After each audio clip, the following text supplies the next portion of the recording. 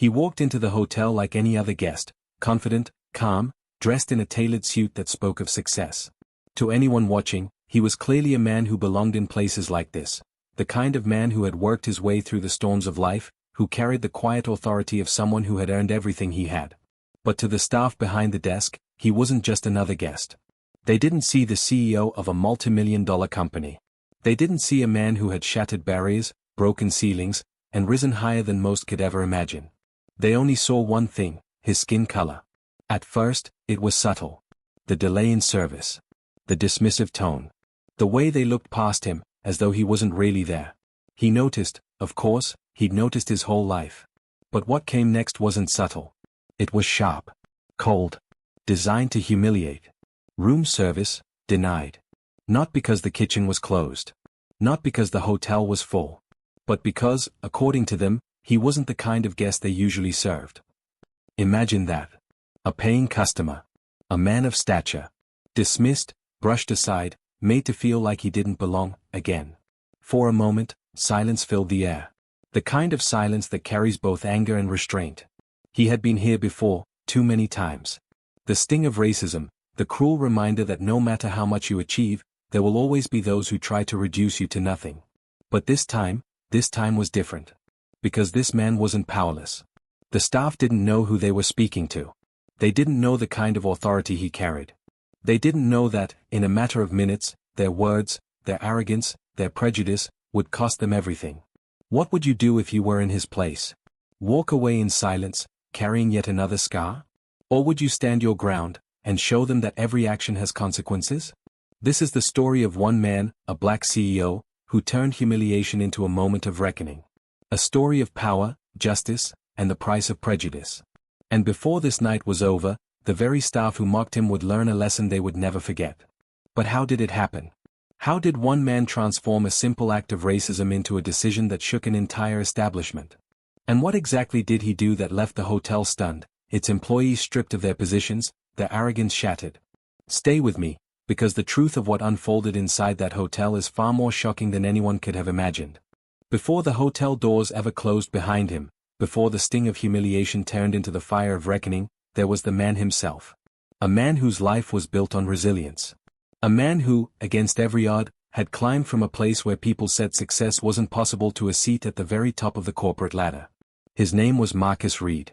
To the world, he was a CEO, polished, commanding, the kind of leader investors trusted and employees admired. But to understand what happened that night in the hotel, you need to know the path that made him who he was. Because Marcus wasn't born into wealth. He wasn't handed boardrooms or trust funds. His story began in a neighborhood where broken glass littered the sidewalks, where sirens sang louder than birds, and where hope was often treated like a luxury most couldn't afford. From an early age, Marcus learned what it meant to be overlooked. He saw teachers underestimate him, saw store clerks follow him through aisles, saw doors close before he even reached them. His mother used to tell him, "You will have to work twice as hard for half the credit." And she was right. Every step forward was a battle. Every success came with a shadow of doubt cast by others. But Marcus didn't just endure, he thrived. College, scholarships, endless nights of studying while working part-time jobs to keep the lights on. Business school, where he was often the only black man in the lecture hall, where professors questioned his ideas until they were proven right, where peers whispered about whether he truly belonged. He did more than belong. He excelled. By his mid-30s, Marcus was running one of the fastest-growing logistics companies in the country. A business he built with strategy, grit, and a refusal to accept no as an answer. He commanded respect in boardrooms where decisions were measured in millions. Yet for all his achievements, Marcus never forgot the lessons etched into his past, that no matter how high you rise, the world still finds ways to remind you of the ground it thinks you came from. On this particular evening, Marcus wasn't in town for pleasure. He was there for business, a series of meetings that would decide the next phase of his company's expansion. The hotel he checked into was supposed to be his refuge, a quiet place to prepare for the kind of negotiations that defined legacies. The lobby gleamed with marble floors and golden chandeliers. Staff in pressed uniforms moved with rehearsed efficiency. Everything about the place whispered luxury, exclusivity, prestige.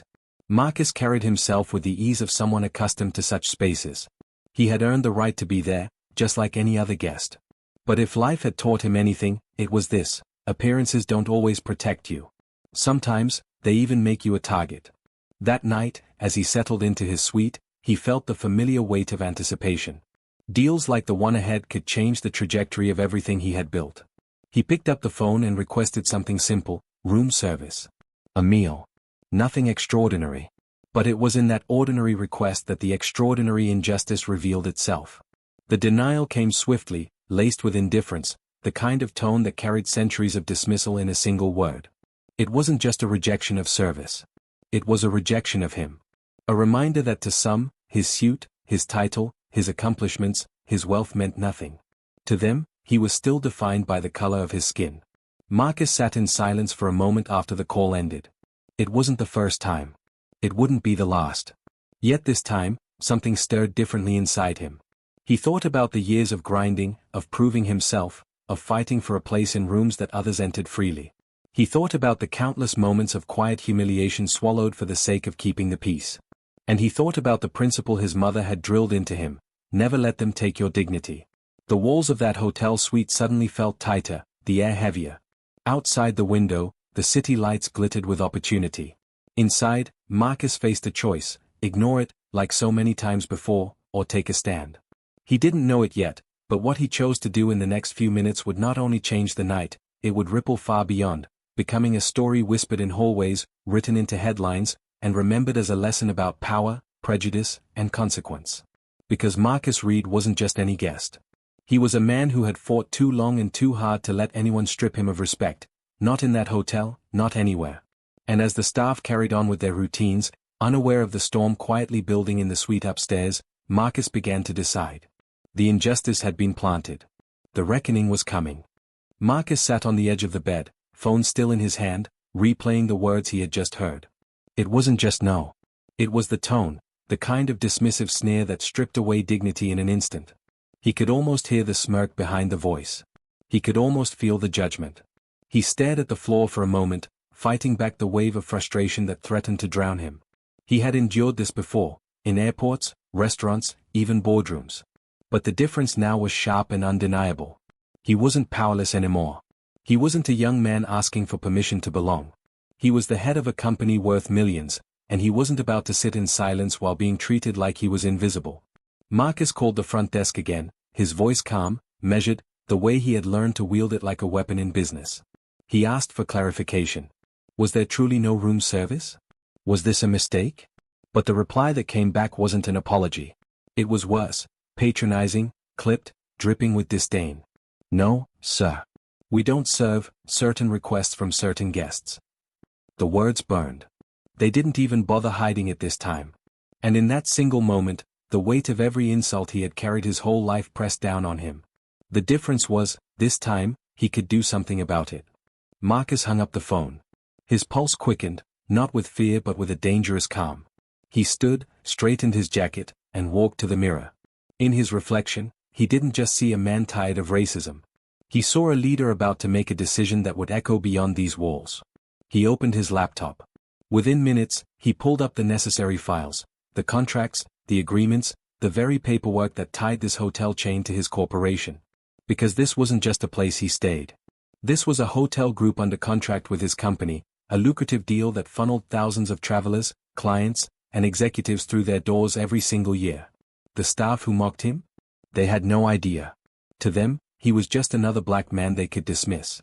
But to Marcus, they were about to learn the cost of prejudice. Still, he paused. The decision weighed heavy. He thought about the faces of people who might lose their jobs, about the chaos that would follow. It wasn't just about him, it was bigger. But then he remembered the sound of that voice on the phone. The arrogance. The certainty that they could treat him as less and get away with it. His chest tightened. Not this time. Marcus picked up the phone again, but not to call room service. This time, he called someone else, his operations director. He spoke in clipped, professional tones, instructing her to prepare immediate action. His voice never cracked, never wavered, but beneath it pulsed a fire that had been waiting too long to burn. And as he gave those instructions, downstairs, the staff carried on, laughing, whispering, still oblivious to the storm that was rising just above them. The injustice was no longer hidden. It was laid bare, and Marcus was ready to act. But then came the knock. A knock at his door, sharp, sudden, unexpected. He froze. For a moment, tension filled the air. When he opened it, two hotel employees stood there, faces smug, arms crossed. "Sir," one of them said, their tone dripping with false politeness, "we need to remind you that our hotel has standards. If you're unhappy here, perhaps it's best you find accommodations more suited to you." The words sliced through the room. It wasn't just about denying him service anymore, it was about pushing him out. Evicting him. Treating him as though he were unworthy of the very space he had paid for. Marcus locked eyes with them. He didn't raise his voice. He didn't flinch. But deep inside, something hardened. They weren't just humiliating him, they were daring him. He closed the door without another word. He didn't need words. What was about to happen would speak louder than anything he could say. Back at the desk, his operations director's voice returned on the line. "It's done," she said. Marcus exhaled, slowly, deliberately. The decision was set in motion. And with it, the fate of every staff member who thought they could strip him of dignity without consequence. The rising tension in his chest eased, but only slightly. Because he knew the next few minutes would change everything. The hotel was about to discover exactly who Marcus Reed was. And when they did, their arrogance would collapse like glass under a hammer. The next morning, the hotel bustled with its usual rhythm, uniformed staff greeting guests, polished shoes clicking against marble floors, trays of breakfast weaving through the dining hall. To them, it was just another day. To Marcus Reed, it was Judgment Day. He had barely slept. Not from uncertainty, his decision was already sealed, but from the storm of emotions surging inside him. Rage. Disbelief. Sadness. But above all, resolve.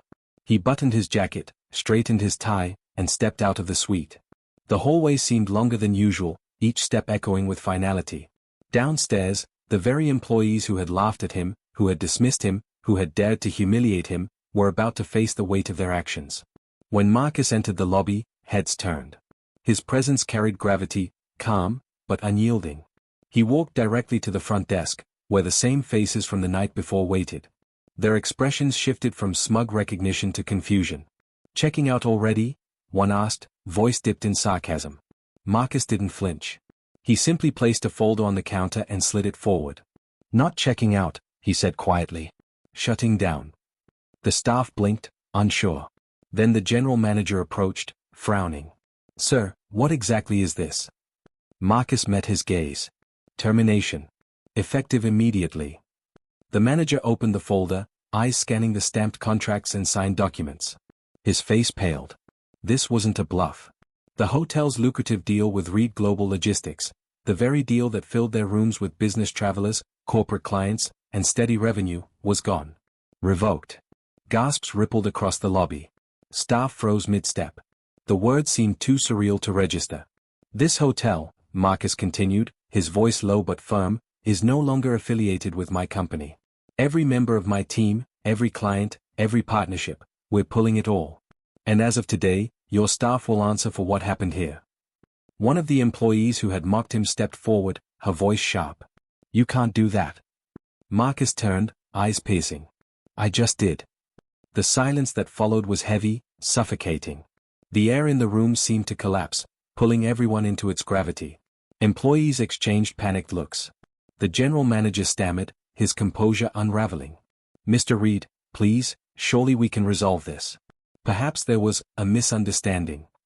Marcus cut him off. "A misunderstanding is a wrong room number. A misunderstanding is a late order. What happened here was no misunderstanding. It was discrimination. Clear. Deliberate. And now it has consequences." The employees shifted uncomfortably, but Marcus wasn't finished. He raised his voice just enough to command the entire lobby's attention. "You saw me walk in here. You judged me before you even knew my name. You denied me service, mocked me, tried to push me out. And you thought it would end there. But here's what you didn't know, I am the man who helps keep these doors open. My company filled these rooms. My clients paid your wages. And you, every one of you who treated me as less than human, forgot one thing, respect." A hush fell. Even guests lingering nearby stood frozen, watching the scene unfold. Phones appeared in hands. Someone was recording.